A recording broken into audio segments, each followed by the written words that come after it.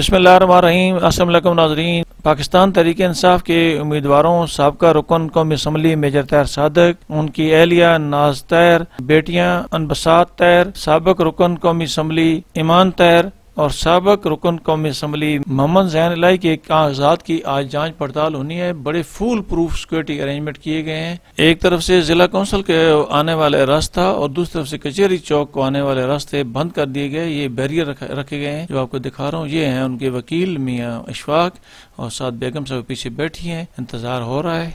नाज़रीन, बेगम नाज ताहिर अपने वकील मियाँ इशफाक के हमरा अब जा रही हैं अंदर, जहाँ रिटर्निंग ऑफिसर होंगे मौजूद और जांच पड़ताल है आज पेपरों की।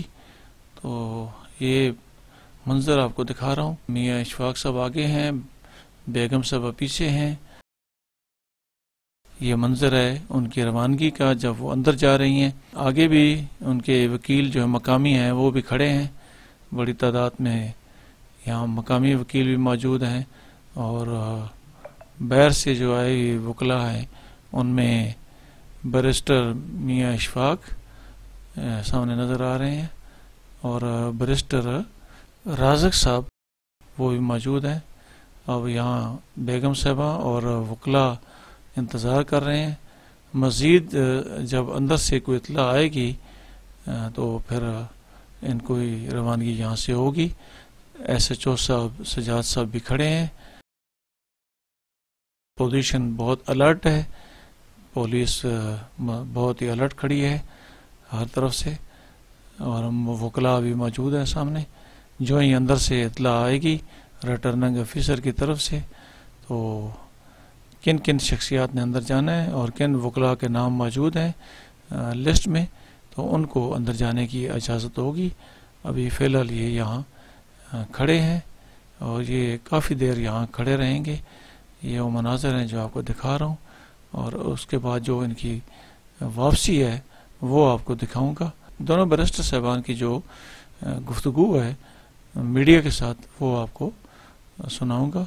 फ़िलहाल अभी ये अंदर जाने के इंतज़ार में यहाँ खड़े हैं, काफ़ी देर यहाँ खड़े रहे हैं। अंदर से जो ही इनकी इत्तला आई है तो इनको लिस्ट के मुताबिक अंदर जाने की इजाज़त दी गई है। ये हैं जी वो मनाज़र। SHO सजाद साहब खड़े हैं और वकला की तादाद भी है, उनके पास लिस्ट है जिन जिन वकला ने अंदर जाना है और वकला को अंदर जाने की इजाज़त दी जाएगी और वो जाएंगे। कागज़ों की जांच पड़ताल जो होगी तो वो वकला उनके साथ जाएंगे। बीबी साहब सामने खड़ी हैं और वकला भी मौजूद हैं सामने। ये अभी इस इंतज़ार में है कि कागज़ों की जांच पड़ताल के लिए रवाना हो, लेकिन पहले ये देखना है कि किस किस के नाम लिस्ट में मौजूद हैं। उन वकला को ही अंदर जाने की इजाज़त होगी। ये मंजर जो आपको दिखा रहा हूँ ये जो दूसरी रुकावट खड़ी की गई है वहाँ का है और सामने कनात भी लगाई गई है। वकला जो हैं वो SHO साहब से गुफ्तगू कर रहे हैं। देखते हैं कि किन किन को अंदर जाने की इजाज़त है। अभी फ़िलहाल सारे यहाँ मौजूद हैं, ये अंदर जाएंगे रिटर्निंग ऑफिसर के पास। इनके कागज़ों की आज जांच पड़ताल है और फिर देखते हैं कि इन्हें क्लियरेंस मिलती है या नहीं, क्योंकि ये सारे उम्मीदवार जो हैं इनका तल्लक पाकिस्तान तहरीक इंसाफ से है। नाज़रीन, अब इनकी वापसी आपको दिखाऊंगा और जो दोनों बैरिस्टर साहबान ने मीडिया से गुफ्तगू की है वो अपने नाज़रीन तक पहुंचाऊंगा। नाज़रीन, इनकी वापसी है। बैरिस्टर मियाँ इशफाक और बैरिस्टर अब्दुल राज़िक साहब वापस आ रहे हैं, बेगम साहब साथ मौजूद हैं। मीडिया के साथ गुफ्तगू आपको दिखाता हूँ। मेजर ताहिर सादिक साहब की तरफ से, नाज इलाही साहिबा की तरफ से, सबकी तरफ से आज उनके जो ऑथराइज रिप्रेजेंटेटिव थे सरदार राज़िक साहब हमारे साथ, बैरिस्टर कदीर साहब, इरफान साहब और मैं, सबकी तरफ से मुख्तलिफ कॉन्स्टिट्यूंसीज में आज इनके नॉमिनेशन पेपर की स्क्रूटनी के लिए आए हैं। आपको बताते चले, आपने देखा कि 2 दिन पहले भी हम मोहम्मद ज़ैन इलाही की PP 03 की स्क्रूटनी के लिए यहाँ पे आए थे, तो आपने खुद इस चीज़ का मुआयना किया, खुद इस चीज़ को आपने विटनेस किया कि यहाँ पे किस तरह का माहौल था उस दिन, और आज देखा है तो उससे भी ज़्यादा एक जेल का मुकम्मल तौर पर एक जेल जो है, ये DRO या RO का ऑफिस नहीं है, ये एक जेल के मनाजिर है जहां पे हमें अंदर जाते हुए 6 से ज्यादा सिक्योरिटी की जो लेयर्स हैं, जो सिक्योरिटी के नाम पे एक इंटिमिडेशन और हरासमेंट का मैकेनिज्म है, इसमें जेल के मनाजिर जो हैं वो इन्होंने अंदर बना के रखे हुए हैं और कदम कदम पर जैसे कोई खुदा न खास्ता दहशतगर्दों की ये स्क्रूटनी करते हैं, इस तरीके से ये हरासा करने के लिए सारा इन्होंने मैकेनिज्म डिवाइस किया। और हम अंदर गए और ये भी आपको बताते चलें, कोई एक ऐसा प्रपोजर और सेकेंडर सिवाय जो मोहम्मद जैन इलाही का सेकेंडर आपके सामने उस दिन गया था, और हमें पता लगा हमारे जराए से कि यहाँ पे डिस्ट्रिक्ट कटक की एडमिनिस्ट्रेशन में चाहे वो DPO साहब हैं या DCO साहब हैं, जो बाकी RO साहिबान हैं, इनमें कोहराम मच गया कि वो जो एक सेकेंडर वो उस दिन जमील नामी जो मोहम्मद जैन इलाही की स्क्रूटनी के लिए उसका वो गया है, वो चला अंदर कैसे गया और फिर वापस अपने घर कैसे चला गया। और उसके बाद हमने देखा कि जितने मेजर ताहिर सादिक साहब के, मोहम्मद जैन इलाही साहब के, मोहतरमा नाज इलाही साहिबा के जितने प्रपोजर और सेकेंडर हैं, सबको घरों से अगवा किया गया। और इस तरह के जोक्स, यानी कि इस तरह का बेहुदा किस्म का मजाक किया जा रहा है कि हमें पता लगा कि आज मोहम्मद जैन इलाही की मजीद जो है वो स्क्रूटनी के लिए हेयरिंग थी उसी PP03 की। और आज हमें पता लगा कि जब हमें बताया गया कि उसी जो प्रपोजर 2 दिन 3 दिन पहले से अगवा है, जिसके लिए उसके फैमिली ने लाहौर हाई कोर्ट के रावलपिंडी बेंच में उसकी हेबियस कॉर्पस पिटिशन फाइल की है कि उसकी बरामदगी की जाए, उसको बाजियाब कराया जाए गैर कानूनी हिरासत से। ये जो सरेआम दंदनाते हुए रियासती बदमाशी करके लोगों को अगवा करने का सिलसिला मुसलसल पकड़ा है। कल आपने देखा कि 100 से ज्यादा हलकों में पाकिस्तान में जिन लोगों की स्क्रूटनी थी, वहां से प्रपोजर और सेकेंडर जो हैं वो सरेआम अगवा किए गए। आज भी मेरे ही ऑफिस के कुछ लोग, मेजर लहरासिफ सत्ती एक PP के कैंडिडेट है मरी से, उनके तजवीज कुनिंदा को सरेआम जो है वो अगवा किया गया बिल्कुल RO के ऑफिस से, जब वो अपनी हाजिरी, अपने जो दस्तखत है, उसकी जेन्युइननेस को स्क्रूटनी के प्रोसेस में ऑन करने के लिए वहां पे गया। तो अभी हमें बताया गया वो जो सेकेंडर, जिसको जो प्रपोजर मोहम्मद जैन इलाही का 4 दिन से अगवा शुदा है, उसका आज एफिडेविट जो है वो मोहतरमा DRO साहिबा के पास, RO साहिबा के पास आया। जब हमने उनसे गुजारिश की कि ये आपके पास एफिडेविट आया कहाँ से है, तो उनके पास कोई जवाब ना था। जब हमने पूछा कि क्या वो प्रपोजर खुद यहाँ पे हाजिर हुआ है, तो उन्होंने कहा नहीं, वो हाजिर नहीं हुआ। तो हमने उनसे गुजारिश की कि किस तरह आप एक ऐसे एफिडेविट जो कि गैर कानूनी हिरासत अगवा के दौरान आपके सामने आया, जिसके लिए जिस शख्स का बताया जा रहा है ये जैली और झूठा मनगढ़ंत किस्म का बयान अल्फी कि जी मैं तो कभी इस हल्के का प्रपोजर था ही नहीं, बगैर उसकी जाती पेशी के, इन पर्सन अपीयरेंस के अलावा उसकी तस्दीक कैसे हो सकती है। तो ये किस तरह का हर अमल, यानी कि जितना इलेक्शन के प्रोसेस में नॉमिनेशन की स्टेज से लेकर स्क्रूटनी और स्क्रूटनी की स्टेज से लेकर जो अपीलेट प्रोसेस के दरमियान में जितनी रुकावटें डाली जा रही हैं, इलेक्शन कमीशन ऑफ पाकिस्तान के प्रोविंशियल इलेक्शन कमिश्नर ने 2 लेटर लिखे हैं पिछले 4 दिन में चीफ सेक्रेटरी पंजाब और IG पंजाब को, और इनको बार बार कहा है कि ये पूरे मुल्क भर से शिकायतें आ रही हैं कि आप लोगों की जो प्रोविंशियल गवर्नमेंट की एडमिनिस्ट्रेशन है, ये सरेआम दंदनाती हुई बदमाशी करते हुए, रियासती गुंडागर्दी करते हुए लोगों को अगवा कर रहे हैं। बराए मेहरबानी पूरे पाकिस्तान का दुनिया में हम गलत, इंतहाई गलत, गैर कानूनी, गैर आईनी अमल से जो गुजरते हुए ये सारा प्रोसेस है, क्या साबित करना चाह रहे हैं हम बतौर रियासत, क्या साबित करना चाह रहे हैं बतौर हमारे एडमिनिस्ट्रेटिव इदारे, जितनी सिविल एडमिनिस्ट्रेशन है, ये 100% गैर कानूनी काम, 100% दंदनाते हुए बदमाशी से और जोरे बाजू पर सरेआम लोग अगवा करते हैं। कैसे आप इस चीज को, इस अमल को ट्रांसपेरेंट, इंडिपेंडेंट और ऑनेस्ट कह सकते हैं? ये एक फ्रॉड प्रोसेस चल रहा है। इस फ्रॉड प्रोसेस की जीरो वैलिडिटी है। पूरे पाकिस्तान भर के जो नुमाइंदे इलेक्शन कंटेस्ट करने जा रहे हैं और जो वकला उनके लॉयर्स रिप्रेजेंटेटिव के तौर पर सरापा एहतजाज है, मुल्क भर के RO ऑफिस में, मुल्क भर की अदालतों में रोज दर्जनों नहीं सैकड़ों के लिहाज से पिटिशंस जा रही हैं, लोगों की हेबियस कॉर्पस पिटिशन के उनको रिकवर किया जाए। सैकड़ों के एतबार से हरासमेंट पिटिशंस फाइल हो रही हैं, सैकड़ों के एतबार से कंप्लेंट्स इलेक्शन कमीशन में फाइल हो रही हैं, सरेआम मुकदमात, और जिस शख्स को अगवा किया जाता है उसकी फैमिली को इतना हरासा किया जाता है बार बार आके कि उनकी थाने में अगवा के मुकदमा दर्ज करने की दरख्वास्त वसूल भी नहीं की जा रही। ये किस तरह का जो उनसे निज़ाम है, ये हालात हमने आपके सामने for the transparency of the entire process कि ये जो क्लॉक एंड शैम प्रोसेस है ये कंप्लीटली एक फ्रॉड है। ये एक एक कदम पर हेरा फेरियों से, चीटिंग से, मैनिपुलेशन से और फ्रॉड से भरा हुआ है।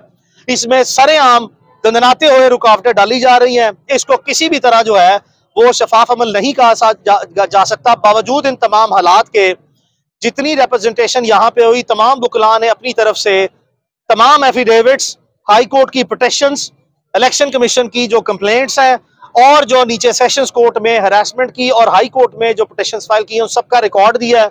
वो वीडियोस दी हैं अंदर, वो वीडियोस दिखाई हैं कि जिन लोगों ने अपने बयान दिए हुए हैं, एफिडेविट दस्तखत करते हुए बतौर प्रपोजर और सेकेंडर, उन्होंने इन तमाम जो अपने डॉक्यूमेंट्स हैं उनकी ओनरशिप ली है। और ये सारे उस वक्त उन्हीं खदशात की बुनियाद पर रिकॉर्ड किए गए थे कि मुमकिन तौर पर खदशा नजर आ रहा था कि इस तरह का फ्रॉड होगा, ये ज्यादती सरेआम बदमाशी होगी। हिफ्ज़ मा तकद्दुम के तहत जितनी भी तदाबीर इख्तियार की थी उसको हमने स्ट्रेट वे जो है वो यहाँ पे आरओ और डीआरओ ऑफिस के जितने नुमाइंदगान थे वो रिकॉर्ड पर चीजें रखी हैं। हम यकीनन इस चीज को समझ सकते हैं कि जितना यहाँ पे हमने 2 नंबर यानी कि मुज़हिका खेज ड्रामाई जो है वो एक तासुर बनाया हुआ है सिक्योरिटी का।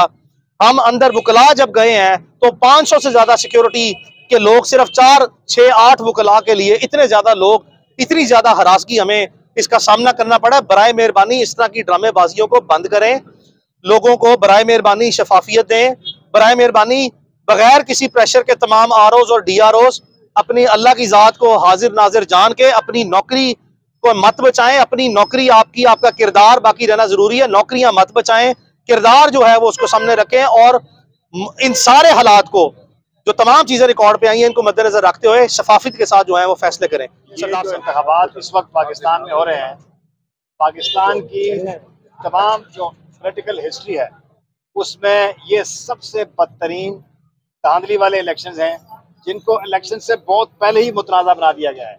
आप देख लीजिए कि जो भी एक खास मखसूस जमात के, खासतौर पर पीटीआई के जो लोग हैं, उनको इंतखाबात में हिस्सा लेने से रोकने के लिए पूरी रियासती मशीनरी इस्तेमाल की जा रही है।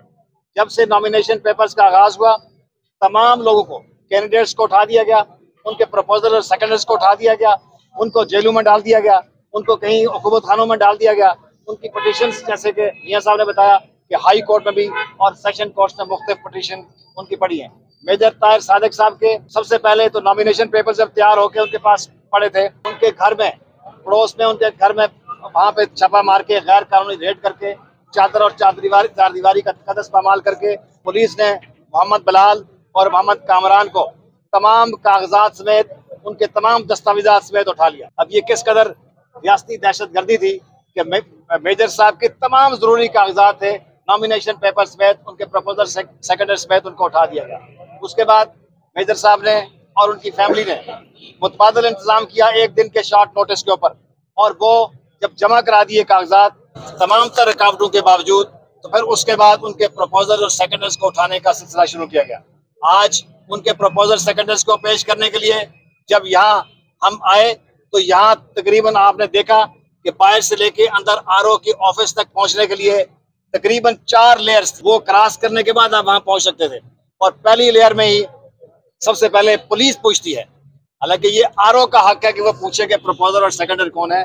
पुलिस पहले गेट पे ही पूछती है कि प्रपोजर कौन है, ये बताएं उसका नाम, और सेकेंडर कौन है, यहाँ हमारे सामने लाएं, ताकि जब उसके सामने पेश करें तो वहीं से उसको उठा के पुलिस की गाड़ी में या किसी काले डाले में डाल के उसको ले जाया जाए, और उसके बाद वो उसको अंदर आरओ की ऑफिस तक पहुंचने न दिया जाए। इस दहशतगर्दी के माहौल में, इस हरासमेंट के माहौल में क्या कोई किसी उम्मीदवार का प्रपोजल सेकेंडर अंदर जा सकता है? आज मेजर साहब की अहलिया मोहतरमा नाज इलाही साहिबा, जो यहाँ से, उनके भी कौमी असम्बली के कागजात थे, बड़ी मुश्किल से हम उनको अंदर लेके गए। हमारे एसोसिएट्स यहाँ खड़े थे, मेरे और मियाँ साहब के, उनको अंदर नहीं जाने दिया गया।